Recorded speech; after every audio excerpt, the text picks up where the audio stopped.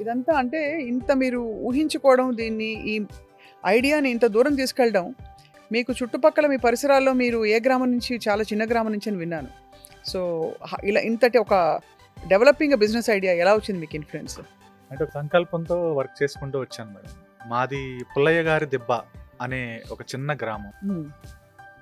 కృష్ణా డిస్ట్రిక్ట్‌లో నాగాయలంక మండలంలో ఉంటుంది. హుహు. So, it's consist of 40-50 houses only. అంతే. అంతే. ఏముంటాయి ఊర్లో ఇంకేముంటాయి? పొలాలు, వరి అండ్ మినుములు అలాంటివి పండుతాయి. అది సరౌండెడ్ బై సీ అండ్ ఒక పక్కన కృష్ణా నది ఉంటుంది, ఒక పక్కన సముద్రం ఉంటుంది. చాలా చిన్న గ్రామం. హ్మ్. సో నేను ఒక సంకల్పంతో స్టార్ట్ చేశాను. నేను ఒక మంచి పని కోసం ప్రయత్నిస్తున్నాను. నా తాపత్రయం అంతా ఒక గోల్ పెట్టుకుని ఒక మంచి ప్లేస్ ప్రొవైడ్ చేస్తే సమాజానికి ఎంతో కొంత నేను కాంట్రిబ్యూట్ చేసినట్టే. ఊళ్ళో వాళ్ళందరూ they must be very proud of you.